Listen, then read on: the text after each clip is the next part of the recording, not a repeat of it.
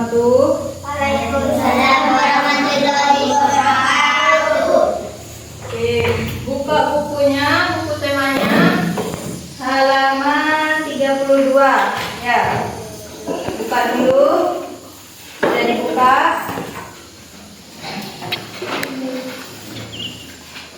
Sudah? Sudah dibuka? Sudah.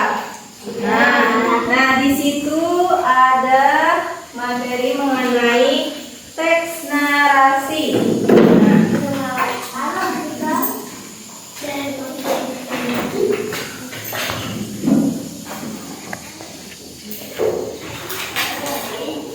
Ada yang tahu apa itu narasi?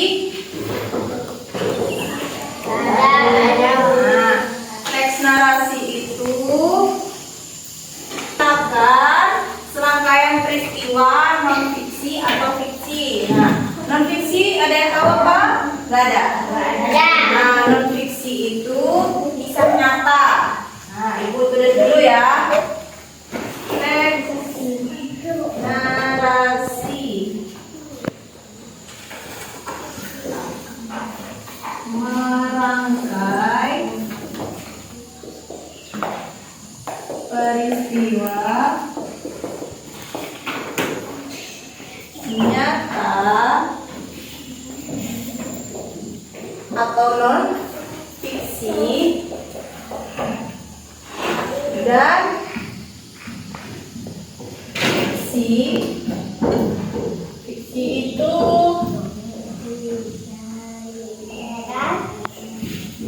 karangan.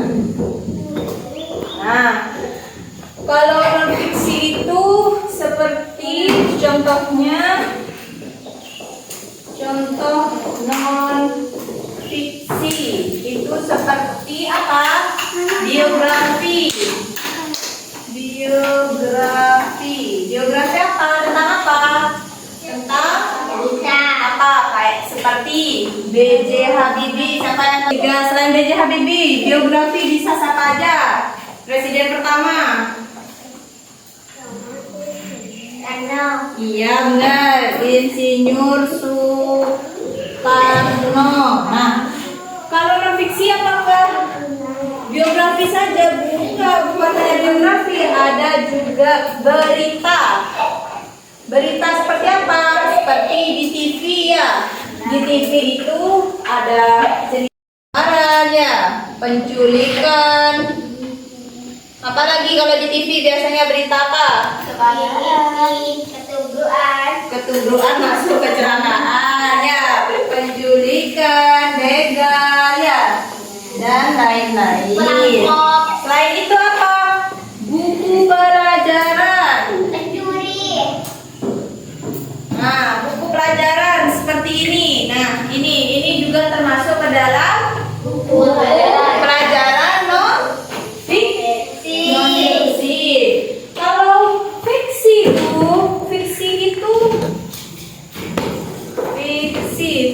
itu seperti halnya cerpen, novel. Ya, kalau cerpen apa? Malin Kundang. Apalagi? Kisah-kisah apa? Cerita pendek apa? SpongeBob bukan bisa juga sih SpongeBob, tapi gak cerita pendek. Apa selain SpongeBob? Malin Kundang. Legenda apa lagi? Tidak masuk. Apa?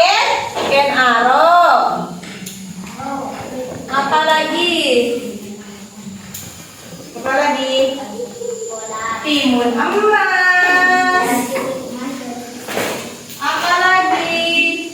Si Kancil. Kalau novel ada beberapa aja yang lagi viral. Dilan. Ya. Terus apa lagi? Laskar Pelangi. Nah, di dalam teks narasi itu ada strukturnya. Apa saja? Pak Tenso. Struktur dari narasi, teks narasi apa aja? Apa? Orientasi. Orientasi, Bu. Orientasi. Lagi apa? Siapa?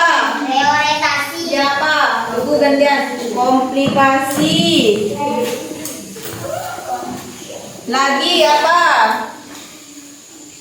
Reorientasi. Reorientasi. Lagi terakhir apa? Ya, Resolusi. resolusi. Nah, orientasi itu siapa yang tahu artinya reorientasi? Gak ada yang tahu. Ada. Reorientasi itu bagian pengenalan tokoh, latar. Nah, reorientasi itu bagian pengenalan tokoh latar. Biasanya di dalam cerita itu seperti halnya si kancil ya. Nah, pada zaman dahulu hiduplah seekor buaya di sebuah hutan. Nah, sudah masuk tokohnya kan? Tokohnya siapa? Tadi buaya. Latarnya di mana? Tempatnya di mana tadi? Di hutan. Bisa? Oke, komplikasi apa? Bagian masalah.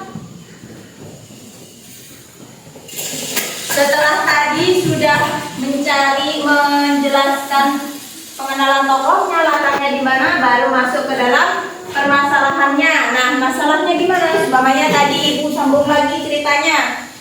Di sebuah hutan terdapat buaya yang sedang kelaparan, sulit mendapatkan makan. Itu sudah masuk ke dalam komplikasi. Kenapa? Masalahnya apa? Buaya kenapa? Gak dapat makan karena kesulitan mencari makan. Terus resolusinya. Resolusi itu bagian resolusi itu bagian penyelesaian. Nah, dari tadi masalah dari buaya apa? Tidak mendapatkan makanan, ya kesulitan mencari makan. Resolusinya apa dari cerita buaya tadi? Buaya mencari makan di tepi sungai. Ya, sudah masuk ke dalam resolusi penyelesaian masalah. Nah, terakhir reorientasi apa? Reorientasi ini bisa jadi pesan moral. Terus pesan moral, amanat bisa. Reorientasi apa lagi? Ya, pesan moral, amanat, dan penutup. Nah, setelah semuanya sudah tersusun, ada orientasi, komplikasi, resolusi, terus pesan moralnya apa? Dari tadi cerita buaya, jangan pantang menyerah. Ya, seperti itu. Bisa? Nah, sekarang Ibu kasih tugas buat cerita, atau mungkin kalian tahu cerita-cerita legenda, tulis kembali ya. Ini non fiksi, fiksi. Nah, kalian cari cerita cerpen apa aja, boleh Maling Kundang, Timun Emas, apalagi Genarok, mungkin kalau yang di Madura, terus apa lagi, Potret Koneng, dan banyak lagi ya. Ya, silahkan mencari dan tulis, nanti sama Ibu pilih, suruh maju ke depan. Waktunya 20 menit ya dari sekarang. Yuk. Waktunya sudah habis. Siapa yang sudah? Ya, oke, Naomi.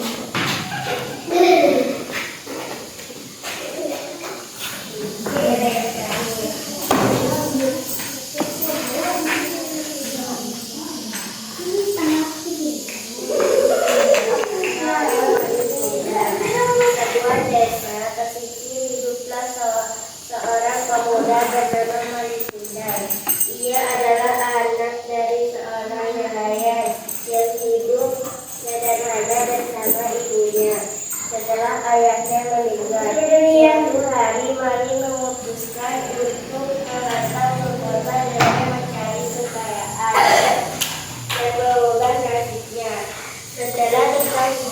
berusaha dari karirnya bisa menjadi seorang pedagang kaya.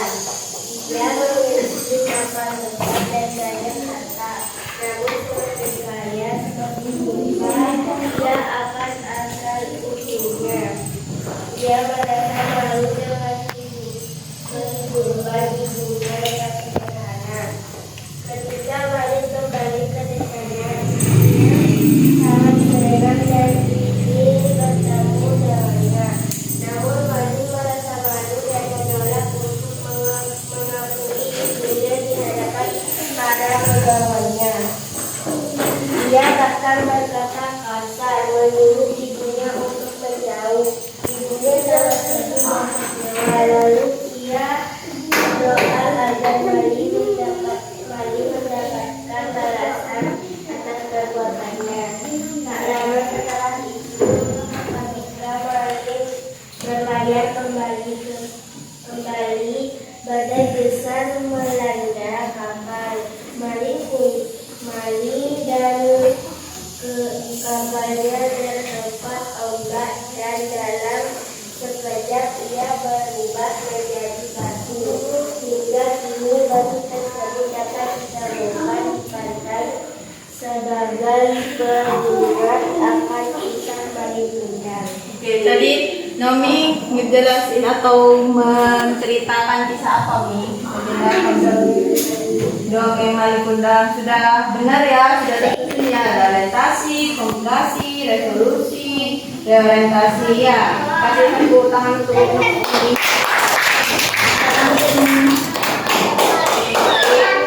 Terima kasih kepada anak ibu sudah pintar, sudah baik mengerjakan teks narasi pada hari ini ya. Karena waktunya sudah habis, ibu pamit undur diri dulu. Wassalamualaikum warahmatullahi wabarakatuh. Waalaikumsalam.